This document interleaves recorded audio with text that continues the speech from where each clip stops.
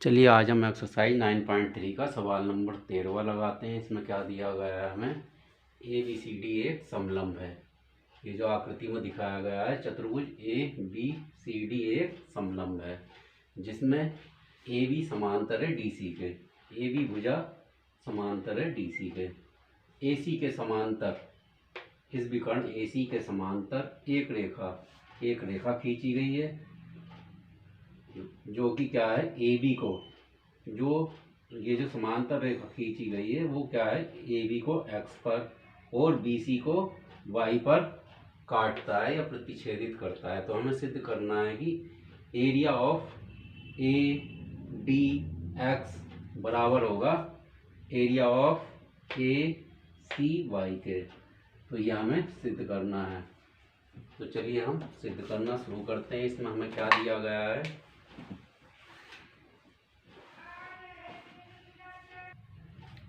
हमें दिया गया है ए बी सी डी एक समलंब है।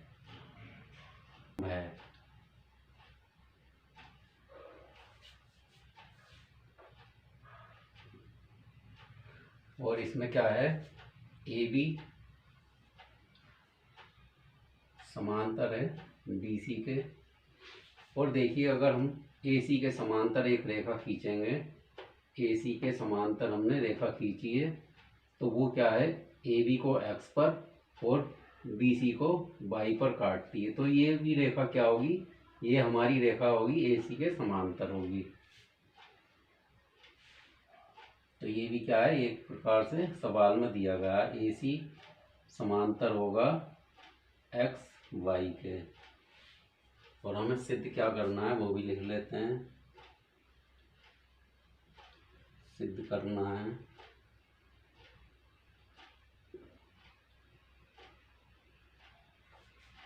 एरिया ऑफ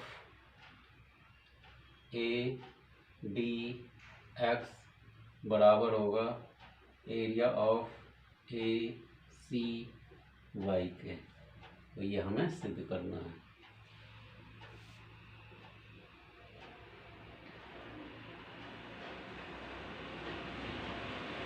तो देखिए ये जो हमें समलंब चतुर्भुज दिया गया है ए बी सी डी, इसमें देखिए हमने दूसरी फिगर बनाई है। अगर हम ए बी के सामने की जो भुजा डी सी है इस पर देखें तो किन दो त्रिभुजों के शीर्ष मिल रहे हैं, त्रिभुज ए डी एक्स के, ए डी एक्स के और त्रिभुज ए सी एक्स के। तो देखिए अगर ये दोनों त्रिभुज क्या है ए डी एक्स और त्रिभुज ए सी एक्स क्या है, इनका आधार क्या है एक ही आधार पर है, जो कि क्या है इनका आधार ए एक्स है। और इनकी क्या है दोनों शिखर क्या है एक ही रेखा पर मिल रहे हैं, और तो क्या होगा ये एक ही समांतर रेखाओं के बीच में स्थित है। तो इससे क्या होगा कि इन दोनों त्रिभुजों के जो क्षेत्रफल होंगे वो क्या होंगे आपस में बराबर होंगे।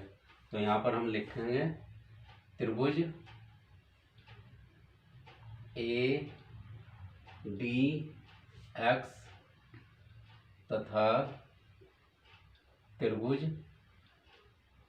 A D A C x में ये क्या है दोनों एक ही आधार पर हैं। ये दोनों त्रिभुज एक ही आधार, और इनका आधार क्या है ए एक्स है। ए एक्स एक ही आधार तथा एक ही समांतर रेखा, एक ही समांतर रेखाओं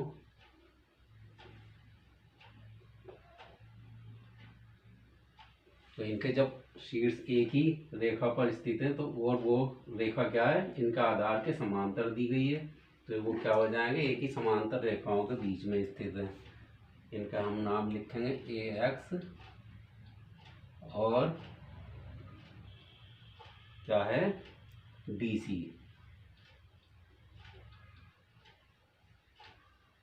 के बीच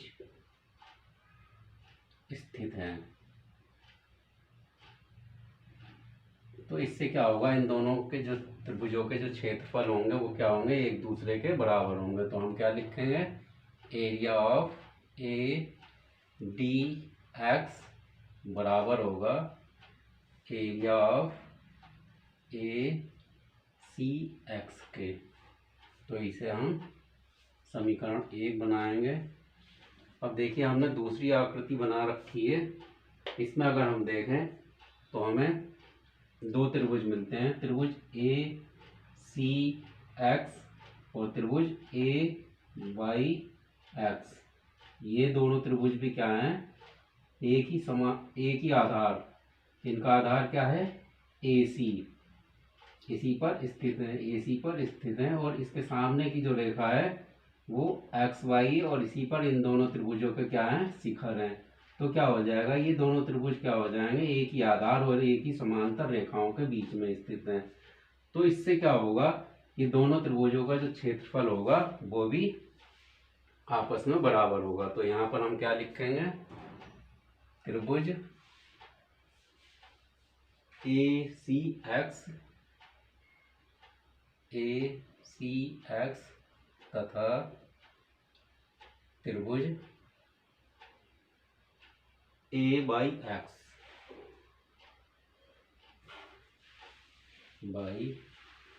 एक्स में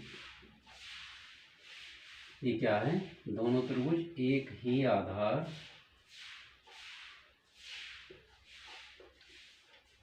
और इनके भी आधार क्या है, ए एक्स है, बहुत सॉरी ए सी है, ए सी तथा एक ही समांतर रेखाओं और उनके नाम क्या हैं, ए सी और एक्स वाई के बीच स्थित हैं। तो जब ये दोनों त्रिभुज क्या है, एक ही आधार और एक ही समांतर रेखाओं के बीच स्थित है, तो इससे क्या होगा, इन दोनों त्रिभुजों के क्षेत्रफल भी आपस में बराबर होंगे। तो हम क्या लिखेंगे, area of A C X बराबर होगा area of A Y X. इसे हम समीकरण 2 बनाएंगे। अब देखिए समीकरण 1 में हमने क्या करा था, पहले area of A D X किसके बराबर है, area of A C X के। तो समीकरण 2 में हमारा क्या है, area of A C X बराबर है area of A Y X के। तो यहाँ पर हम क्या लिखेंगे, समीकरण 1 व समीकरण 2 से। तो हम क्या करेंगे, समीकरण 1 में ए सी एक्स की जगह, या हम यूँ कहें कि समीकरण 1 में जो है area of A C X का मान रख देंगे समीकरण 2 से। तो यहाँ पर हम क्या लिख सकते हैं, area of A D X बराबर, यहाँ पर area of A C X है तो हम क्या करेंगे, समीकरण 2 से इसकी जगह हम क्या लिख देंगे, एरिया ऑफ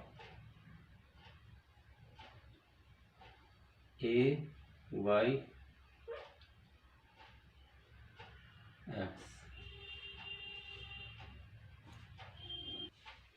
देखिए ये जो त्रिभुज का नाम लिखा गया है ए वाई एक्स, ये नहीं है, ये वाला त्रिभुज होगा हमारा ए सी वाई। तो यहाँ पर क्या आ जाएगा, ए सी वाई। तो यहाँ पर भी क्या हो जाएगा, क्योंकि हमने ए सी एक्स की वैल्यू रखी है यहाँ समीकरण 1 में, तो इसकी जगह हम क्या लिखेंगे, area of A C Y. और देखिए हमें सवाल में यही सिद्ध करना था, area of A D X बराबर area of A C Y, जो कि हमारा आ चुका है।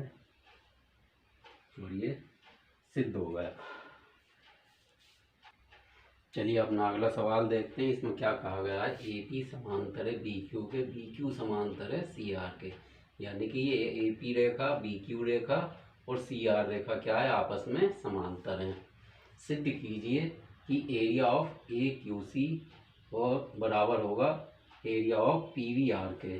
तो देखिए ए पी रेखा, बी क्यू रेखा और सी आर रेखा क्या है, आपस में समांतर दी गई है। तो देखिए इसे सवाल को हल करना शुरू करते हैं। इसमें सबसे पहले हम लिखेंगे जो हमें दिया गया है।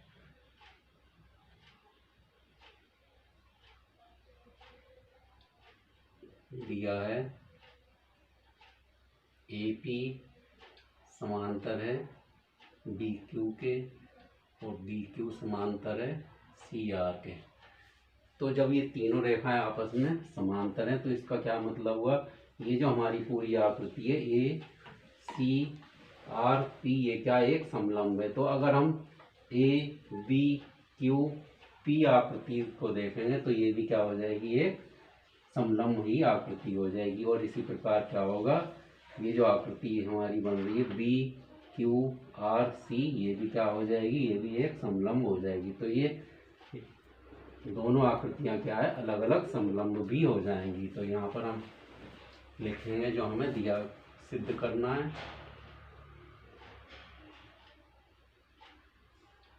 सिद्ध करना है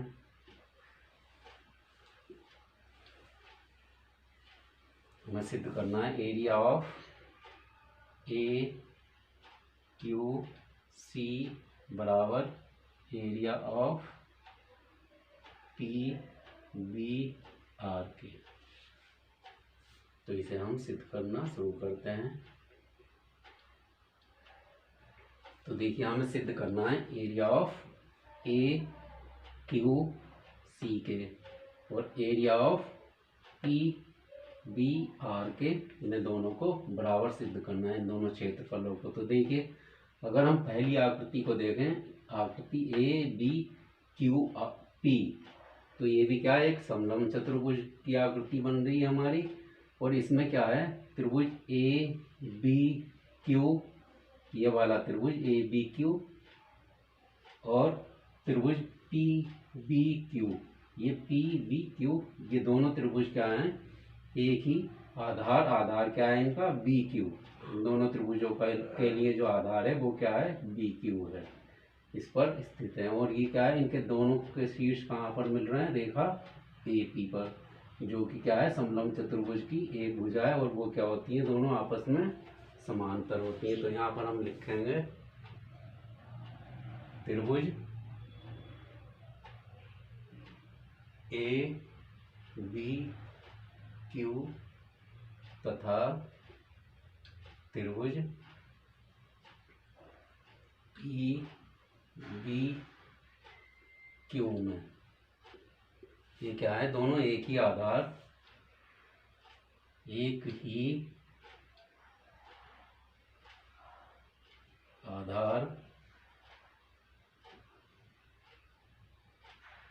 वो क्या है, बी क्यू है। इनका, इन दोनों त्रिभुजों का आधार बी क्यू है तथा एक ही समांतर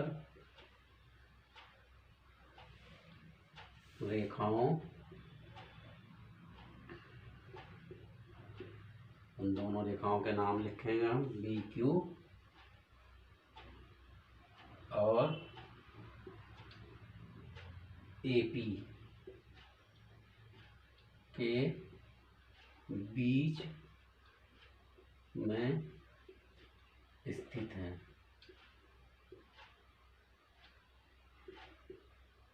तो इससे क्या होगा, दोनों का क्षेत्रफल आपस में क्या होगा, एक दूसरे के बराबर होगा। तो यहाँ पर हम क्या लिख सकते हैं, area of A B Q बराबर area of P B Q के।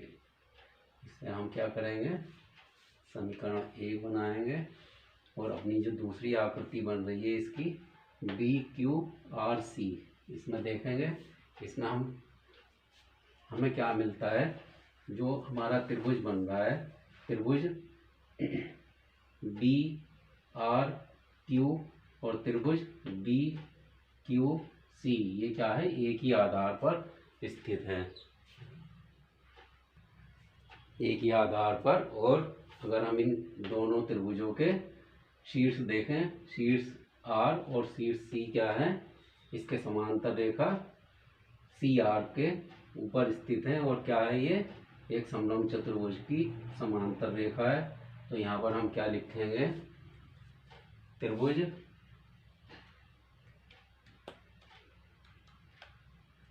बी क्यू सी तथा त्रिभुज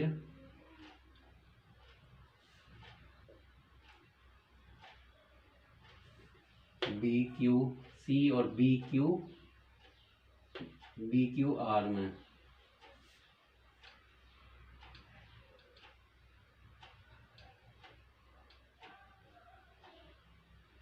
हम क्या देखते हैं, ये दोनों त्रिभुज क्या है, एक ही आधार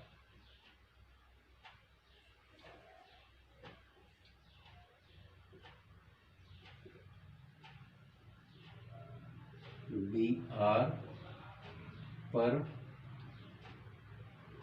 तथा एक ही समांतर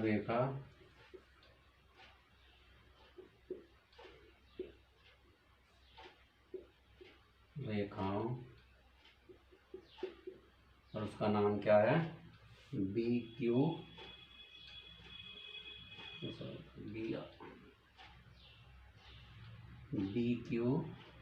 तथा सी आर के बीच स्थित है। तो इससे क्या होगा, इन दोनों त्रिभुजों के क्या है, क्षेत्रफल आपस में बराबर होंगे, एक दूसरे के बराबर होंगे। तो यहाँ पर हम क्या लिख सकते हैं, area of B Q C बराबर होगा area of B Q R के। इसे हम समीकरण 2 बनाएंगे।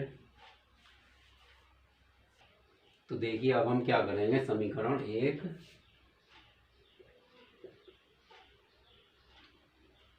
व समीकरण 2 को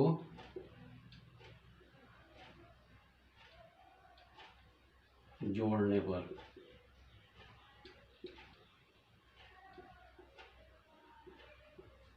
तो देखिए इन दोनों समीकरणों को जोड़ने पर क्या होगा, जो हमारा त्रिभुज ए बी क्यू है उसका क्षेत्रफल इस दूसरे त्रिभुज बी क्यू सी का क्षेत्रफल अगर हम आपस में जोड़ दें तो हमें कौन सा त्रिभुज मिल जाएगा, त्रिभुज ए क्यू सी मिल जाएगा। तो उससे क्या होगा, जो हमारा सिद्ध करना है वो हमें आसानी से मिल जाएगा। इसी तरह क्या होगा, राइट साइड में क्या है, हमारी दोनों समीकरणों के area of P B Q और दूसरी समीकरण में है area of B Q R. तो इन दोनों त्रिभुजों का अगर हम क्षेत्रफल आपस में जोड़ देंगे तो हमें क्या मिल जाएगा, पी बी आर का क्षेत्रफल मिल जाएगा। तो इसीलिए हमने क्या किया है, दोनों समीकरणों को आपस में जोड़ दिया है। तो हम क्या लिखेंगे, area of A B Q plus area of B Q C बराबर क्या हो जाएगा, area of P B Q में हम जोड़ देंगे दूसरी समीकरण की राइट साइड को, area of B Q R को। तो देखिए इतनी जगह में के बदले हम क्या लिख सकते हैं, इतने भाग के बदले area of P A Q C लिख सकते हैं, क्योंकि ये दोनों क्या है, इस त्रिभुज का क्षेत्रफल है और ये इस त्रिभुज का क्षेत्रफल है। अगर दोनों को हम जोड़ देंगे तो हमें क्या, बड़े त्रिभुज ए क्यू सी का क्षेत्रफल मिल जाएगा। तो यहाँ पर हम लिखेंगे area of A Q C बराबर, अगर हमने इन दोनों के, अगर हम ये मिटा देते हैं, इन दोनों त्रिभुज पी बी क्यू और क्यू बी आर का क्षेत्रफल आपस में जोड़ दिया तो हमें कौन सा बड़ा त्रिभुज पी बी आर का क्षेत्रफल मिल जाएगा। तो हम क्या लिखेंगे इसके बदले, area of P B R का क्षेत्रफल। और देखिए यही हमें सिद्ध करना था जो हमें मिल चुका है।